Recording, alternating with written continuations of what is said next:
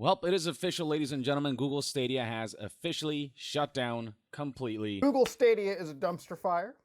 Google Stadia, it's dead. Gone. Bye-bye. Rest in spaghetti, Google confetti. Alright, if everyone could just get seated for me. Thank you. Ladies and gentlemen, we are gathered here today to mourn the loss and tragic death of the Google Stadia. Some of you may not mourn this death, and now that I think about it, neither do I. Stadia was a cloud gaming service made by Google who poured hundreds of millions of dollars into the platform, and it still failed. Google does have the necessary resources to compete in the gaming industry against Sony and Microsoft, but Google made countless mistakes during the life of Stadia. To be honest, Google Stadia lasted longer than I thought it would, considering that Stadia lasted longer than my parents' marriage, but it was still a surprise when they all of a sudden decided to shut it down. Stadia lasted from November 19, 2019 to January 18 of 2023. Here's things that lasted longer than Stadia.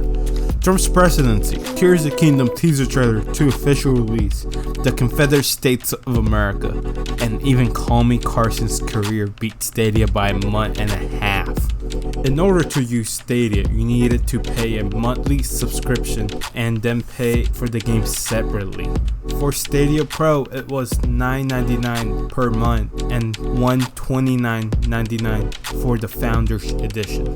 The Founders Edition included a Stadia controller, a Chromecast Ultra, and a 3-month subscription to Stadia Pro. Even though subscribing to Google Stadia was like renting a PC for a month, it was also cheaper than buying a PC that's able to play new games at 4K 60 frames per second. And also, you will not have to struggle with upgrading your PC every year. But people thought Stadia was like all the other streaming platforms that give you access to a huge catalog, and when they noticed that Stadia didn't offer enough games, people weren't interested in Stadia. Google was already putting up so much money for Stadia that they could have afforded to just offer Stadia for free. One of the worst decisions Stadia did was to shut down their in-game studios, meaning they had a lack of compelling exclusives for the rest of the life of Stadia.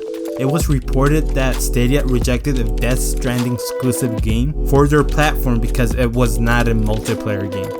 How are you going to say no to Kojima, especially if Stadia has no fudging games? But they gave $20 million to Ubisoft for 2 ports of 2 Assassin's Creed games. I get why they gave Rockstar $10 million to port Red Dead Redemption 2 to Stadia, because at least it's a huge game that was just a year old and people were still interested in Red Dead Redemption. Google promised Stadia could run Red Dead Redemption 2 at 4K 60 frames per second at launch, but it turns out they fucking lied and they even got sued for it. A major flaw of Stadia was that the quality of the game depended on the user's internet speed, which could vary from place to place, and not everybody has good internet or could afford to upgrade to good internet. When Google announced that they would be shutting down Stadia, they did not tell any of the studios that were working on ports for their games to Stadia. Developers were putting valuable resources towards making Stadia ports because Google was paying a lot of money to developers.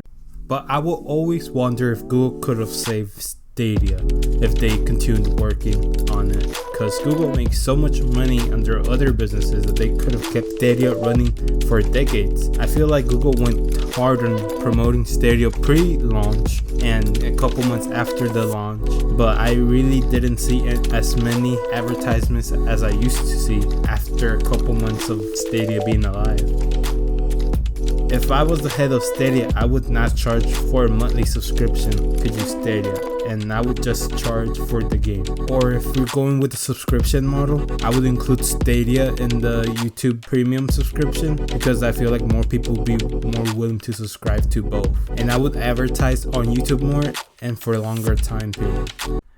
And also, my friend told me to make sure I say Chris Pratt is the devil and making a 1 hour plus video essay about that topic.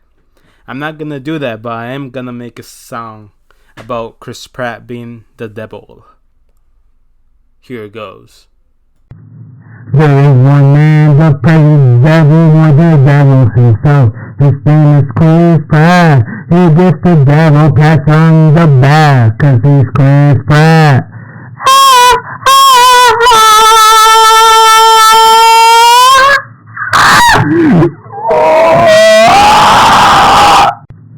There is one man that praises the devil more than the devil himself. His name is Chris Pratt. He gets the devil pats on the back, 'cause he's Chris Pratt.